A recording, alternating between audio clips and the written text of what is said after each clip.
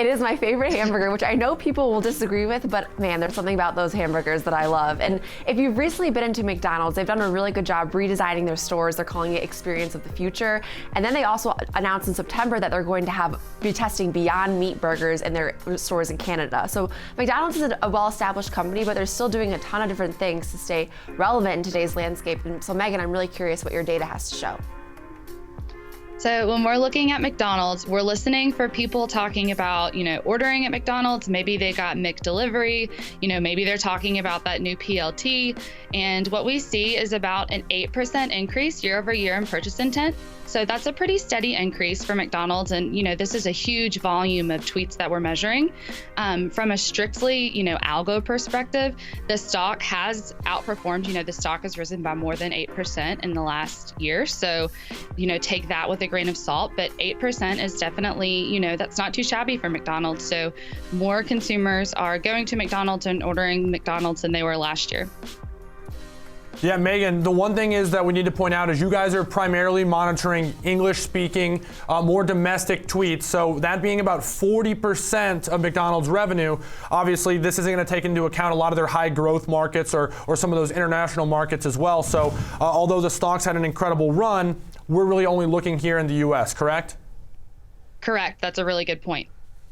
And so when we're looking at something like McDonald's, though, a lot of this has been, as Jenny mentioned, there's been a lot of investment into the infrastructure and changing that experience, as well as obviously building out a lot of these delivery. I know they were working with Uber Eats for a long time, one of the first people on board there. I don't know if that's still the case.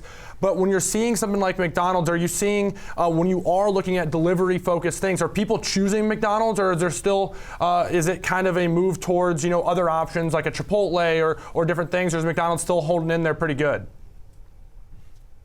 I think that McDonald's is doing well in the delivery field. We're actually seeing an uptick recently because they dropped their exclusivity with Uber Eats and they actually expanded to partner with DoorDash as well. So people have more options whenever they're going to order and able to choose McDonald's. So I think that that's good. But overall sales, I think delivery only makes up about 3%, if I'm correct. And so there's plenty of room for growth. I think that McDonald's is also doing good in the perception of the quality of their offerings. Where, Jenny, you talk about loving their hamburgers. Well, people love their hamburgers too. Their top tag mentions whenever we look at the data are for the Big Mac and the Quarter Pounder. So people really like their move to the fresh patties. Yeah, I have to say there is something about a Quarter Pounder that is like unmatched. I mean, I know that the people will say that McDonald's is gross, but I'm like, I love their Quarter Pounders. And if you I looked on social media today, people love McDonald's breakfast. I mean, people cannot stop talking about McDonald's breakfast. And I asked around where I sit at work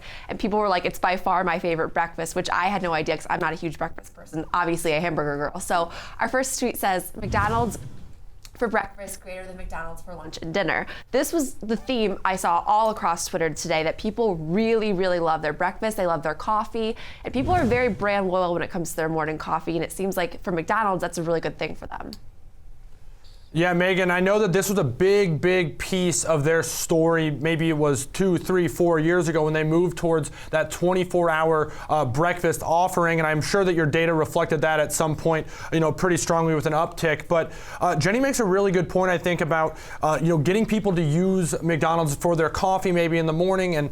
And really that adds to that average ticket size, which I know that you guys don't have as much visibility into. But if things are growing at, I think you said 8% clip, but people are spending more on each time they're going, that's a really key piece for McDonald's as well. And I don't know how much visibility, like I said, that you see into that, but I know that was a huge portion with Starbucks as they built out getting that breakfast offering, not just the coffee.